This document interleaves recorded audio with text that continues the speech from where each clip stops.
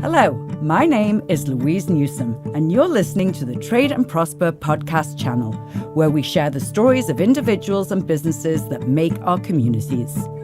We believe in those that are committed to doing well by doing good, using their hands, minds, and hearts to create a better place for us all, and believe that a little sweat and a lot of sharing turns a community into a populace of prosperity. Trade and Prosper is a forum where those like-minded individuals meet to trade ideas, information, goods and services, as well as building long-lasting relationships that enable them to expand their reach locally and also globally. On this episode, you will meet John Cox of Quercus Cooperage, situated in High Falls, New York. John, a self-taught cooper, barrel maker, had 25 years in a wood shop before starting this business, which supports the growing craft whiskey industry in the Hudson Valley and New York State. His father and grandfather were tool and die makers, so he was not a stranger to fabricating and jig work. John, a walking encyclopedia of information, not only about the craft itself, but also its long history.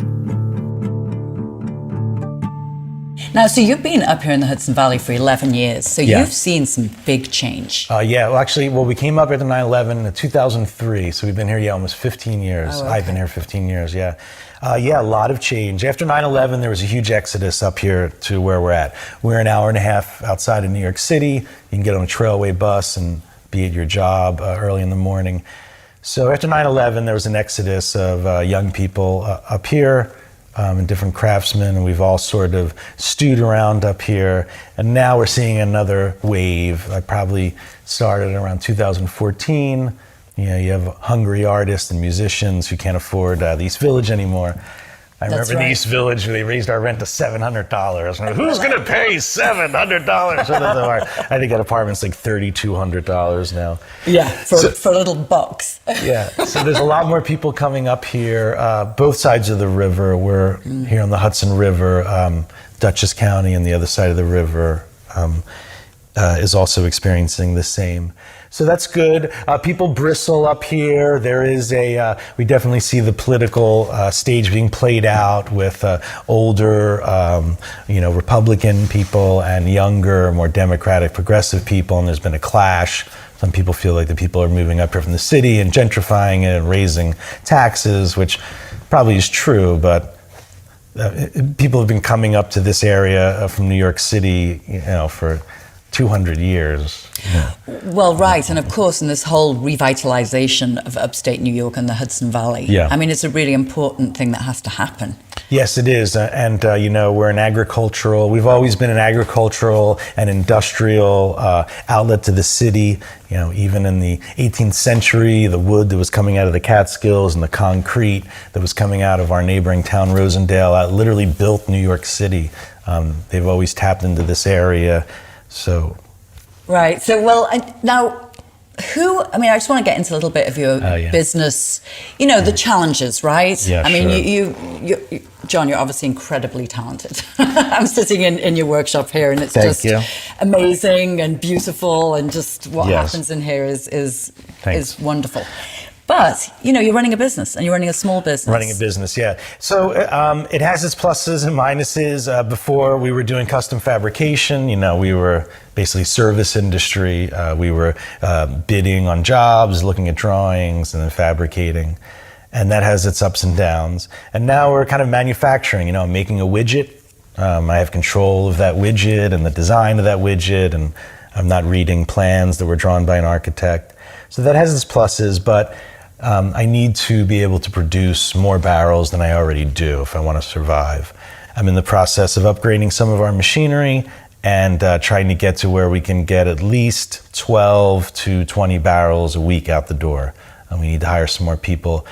The research and development part was so long, and it really took us a long time to get on our feet. We've made about 200 barrels since then, but we're ready to start going into production.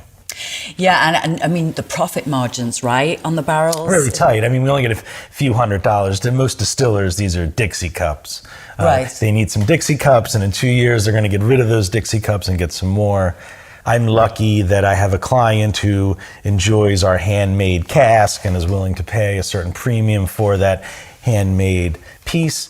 And the same happened when we had a large-scale cabinet shop, okay? If someone needed a bookcase, they can go to IKEA and get a Billy bookcase, completely functional, it's fine. You take care of it, it'll stay there for a long time. Or some clients wanted a handmade custom cherry library. So that's sort of our client base here with the distillers. We're going after distillers that want more of a handmade thing and who have the deeper pockets to afford it. They're small, struggling distilleries and their profit margins are also tight, so they can't put a lot of money into cooperage. They are able to resell the barrels, and we're also introducing recouping. In Europe and in Napa, it's a large industry of recouping wine barrels, and that means to scrape the interior of the wood, sand it down, retoast it, and revitalize that barrel, which in some cases, a 59-gallon Hungarian oak barrel is a great thing, and if you've used it 2 or 3 times, you've pretty much tapped it out. So we can go in and recoup it, and we can get some more life out of it. And that sounds like a really great way to go, and I know we've talked about this before, but that has its challenges as well, because putting it back together and making sure it still has its integrity is... Absolutely, yes, because I don't know what I could be getting. I'm doing it right now for clients who I trust, who I know that they're freshly emptied. They haven't been sitting on a loading dock for 15 years, or, it didn't have a leak before. That's right. That it was functional. And again, I keep mentioning the leaks because, we're like the Jedi here. This is like a Jedi mind trick to get these barrels to hold it. And like the Jedi, we use the force. And we force the rings down on these barrels, and if we've milled our staves properly, it'll hold. But because there's no glue or screws, everything has to be lined up rather tightly. So finding assistance. Yes. Difficult, right? I had no idea. I thought I was going to put a shingle outside and we'd be beating them off. Line up, boys, one at a time. We'll see you. And it's not that. And I'm surprised when people come into my wood shop and say, "Oh, math, boy, do I have to read a tape measure?" Oh, really? Yeah, and that's like, going into a kitchen and saying, I don't like standing next to heat. Right, you have to cook in here? Yeah, there's going to be some problems. So it's been very difficult. It's a good, solid manufacturing job, but to be honest, it's loud. We're not making harmonicas. These things are heavy. The machinery is heavy. We're not making pillows. So it takes a certain mindset. It's repetitive work. There is math involved, and it's fun and it's rewarding. But it has been very hard to find people who want to work with their hands. What about? Do you have any relationships with any local schools? Yep, I've had a school come in, and I did have a young man come in, but they all do landscaping in the summer. So they're like, "Oh, I can hang out for a while, but once summer starts, I'll be landscaping," which, I understand. I have recently reached out to a veterans society, or I don't know what it's called, the Veterans Alliance, see if maybe I can get some guys in here. I think military guys would be well suited. You're operating a machine all day. You need to maintain that machine, be able to take it apart, be able to keep it lubricated and maintained. And I think some aspects of the military people do that either with equipment or weaponry. So I'm looking into that. I have a great assistant, an apprentice, and we're able to do a lot, the two of us. That's great. And what about the marketing side of your business? The marketing side is definitely, I do not have much time to do it. Right. And I curate my Instagram page, and what we do is very visual, and I've used Instagram. Instagram, 15 years ago, if we built a dining table for you, let's say, we could barely get a picture of it in the shop, or we had to put up a backdrop, or we need a photographer, or maybe you can get on the website, which we don't really have. And it was such a rigmarole. And, we're working in an apartment that's under construction. They're not necessarily going to let us back in 3 months later to take a picture of the table. We were lucky that the designers we worked for would have their work photographed, but it was such a rigmarole to just document things or to show. Now, God, I have a barrel with a clamp on it or anything, and just people love process. They want to see process, and back then we didn't know it. And if we had Instagram back in the 90s when we had our shop, I think we would have probably gone in a much different direction. It would have been much easier to market. So that being said, I do use it. I'm able to reach out immediately to a distiller or to the owner of the company through Instagram. They're able to see what we do. In fact, my website probably needs to be upgraded because I spend more time on the Instagram. But it tells a narrative, and I try to keep my sense of humor a part of it. And people can see what we're doing. Oh, thanks. Yeah. We had fun with it. Your Instagram's great. Now, I mean, as far as like your carbon footprint, I mean, you're trying to keep. I mean, what's your actual radius that you're trying to cover here? Yeah, I mean, I don't have to go far. We're trying to tap into the beer makers, and hop farms are popping up every year more and more. And there's malting and vineyards.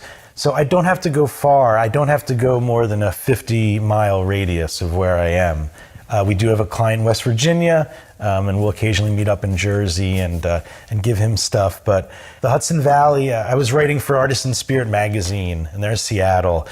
And he was like, you're at the center of this whole thing in the Hudson Valley. And again, we are seeing as sort of the epicenter of places like Tuttletown and Coppersea, and people that have been around from the early beginning. And like Tuttletown actually helped change the state legislation. And made it easier for people to not only have a distillery, but to take some of the arcane bootlegging type laws off the books, make it easier for people to sell at markets and other venues. And Cuomo also has done a lot, so it's made it a great area to be in. It's agricultural, it's industrial, and again, they want to support the ancillary businesses like myself, or the designers, or the people who design the bottles or deliver the things, or the salesmen. So there's a huge industry being built around all these distilleries. Has the state helped you? The state has helped me. They're very enthusiastic, and everybody loves seeing somebody put a barrel together. It's like I learned a magic trick. So magic trick. It's very hard to monetize that magic trick then after they see it. But the Hudson Valley Economic Developmental Center and Mike Hines' office here in Ulster County have been very supportive to me and help spread the word. We're about to launch a Indiegogo crowdfunding campaign. So that was going to be my next question, actually, about your financing. Yeah, so we need some capital. Right. I need to keep buying wood, and I need to upgrade the machinery. Pushing fairly wet white oak through blades and cutters, really takes a toll on the machines. They have to be, sturdy and robust. We need to upgrade some of those machines as we up our production, and to get some of the tooling and tools involved. So I'm going to try it. I've seen a lot of other distilleries use it to their advantage, and people seem to be very interested in what we're doing. And like I said, it's very visual, and I can tap into the marketplace that I used to work in. There's a lot of my clients back from the interiors, both on the architect side and the client side, who might be interested in what we're doing and want to help support it. And they've been very supportive of me when we had the shop in the city. So we're going to try it. What do we have to lose? And we have some fun perks, and we're going to give it a go-go. Well, I think that's a great idea. I mean, you showed me a beautiful marketing video. Oh, yep. That somebody did for you. Yeah, we had some guys here from LA, some young guys who were they actually paid me to do B-roll here at the space. They wanted pictures of hands and machines, and they ended up putting together a really great video for me. Probably took them 10 minutes, would have taken me 10 years. And so that was great, and we're getting ready to launch. Yeah, so I mean, if you think about, you've mentioned some of the adjustments that you're looking to do here. Yeah. To be able to grow in how many barrels you can produce in a day, a week, a month. Right. Obviously, financing this project, keeping it going, sustainability around all of that. Yes. How big is the space? Is it about 2,000 square feet? It's about 2,000 square feet. Yeah, we're pretty tight in here. We try to do the metal in the other room, and we do the wood cutting here. We have 2 rooms here. I try to bring tours in, and we have a display of the tools I told you about earlier. And I talk about the history of coopering, and also the history of coopering in this area, which is an amazing history here, in the Hudson Valley. And I've been doing some teaching on that and talking about the history here of the Hudson River and coopering.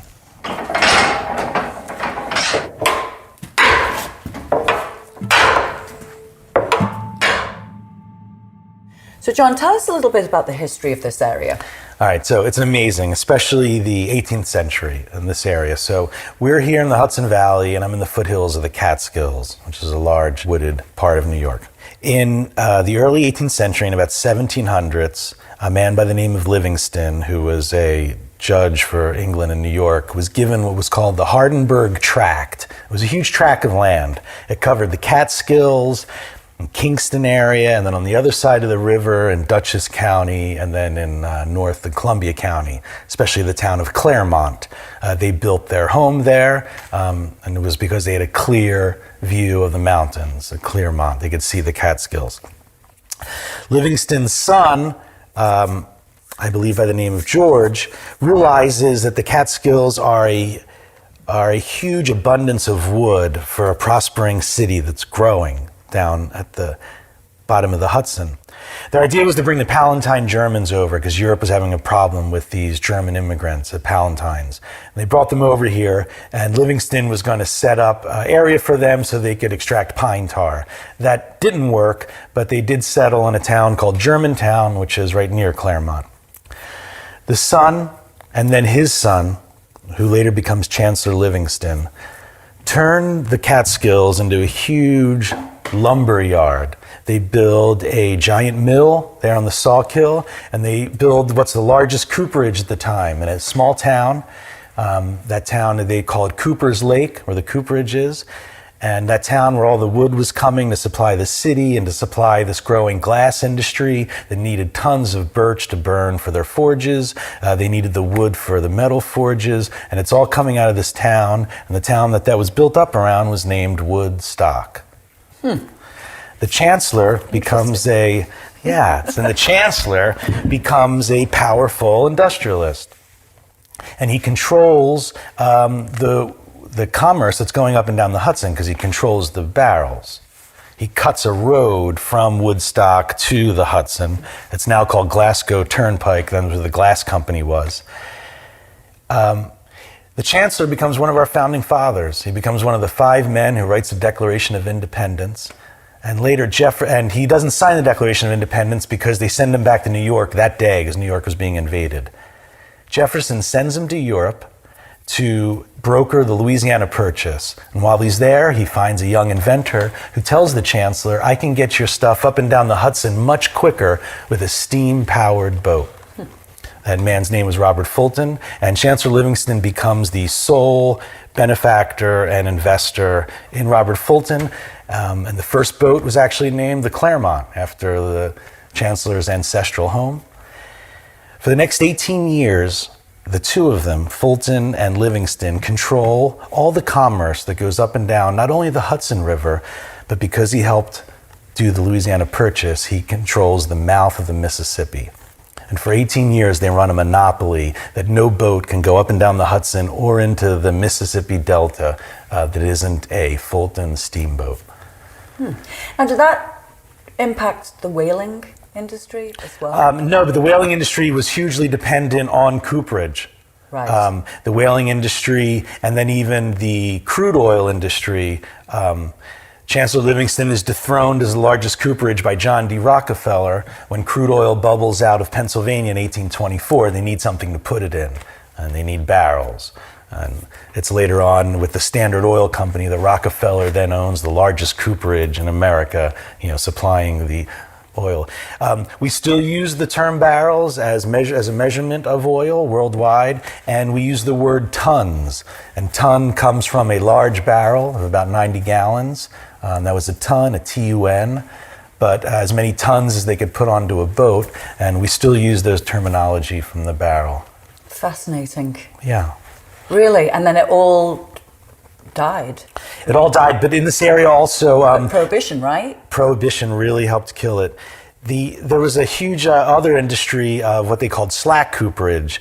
Flour is coming from Rochester down the Erie Canal, and cement is coming from a town adjacent to us, to the city. John Roebling builds the Brooklyn Bridge using the cement, and the foundations of everything below Canal was built with our cement. that cement could only get to the city in a wooden paper-lined barrel. They would bust the barrel open and burn the wood when it got there. But the cement industry also relied heavily on cooperage. Well, that's true, because it was for dry goods as well as... Yes, they would paper line. It didn't need to hold water, and the slack cooperages were large cooperages like myself, but doing a much different thing. They were holding nails, gunpowder, flour, salted fish. They're pulling mackerel out of the Hudson River like crazy. They call it Albany beef, and they're packing it into barrels with salt. Chesapeake oysters have become something of interest to the Northerners, and they're being shipped up from the Chesapeake Bay in barrels, and we're sending tons of commerce and nails and eggs and flour and everything. It was the cardboard box. Right. Well, I suppose it wasn't just Prohibition then that affected barrel making, because it was about the packaging as well. Right. Well, if you're familiar with the Dumbo area in New York, the Dumbo area is based right there on the water. Walt Whitman wrote Leaves of Grass and some of his pieces from there. And that gentleman, Robert Gare, in 1902, had a giant patrician business that made corrugated cardboard. He didn't invent corrugated cardboard, but he was the first large industry. And all those buildings in Dumbo were all from the Gare Company. Some of them still have it on there. And corrugated cardboard at the turn of the century changed the way we shipped and the way we packed. That led to the shipping container. And by this point, too, kegs are being made out of steel and other metals. And with Prohibition, that was really the death knell to the coopering industry. Well, John, all I can say is that you can certainly have layers to your business, because you should be teaching, you should be lecturing, you should be a professor. Oh, yeah, thanks. So I do a slideshow. The history of the Hudson River and where I'm at in relation to New York City is a rich, wonderful, and it's all based, and depending on the wooden barrel. Well, John, thank you for your time. I really appreciate it, and I wish you the best of luck. Oh, thanks so much, Louise. It was really fun to talk to you. Thank you. Thank you for joining me today on Trade and Prosper.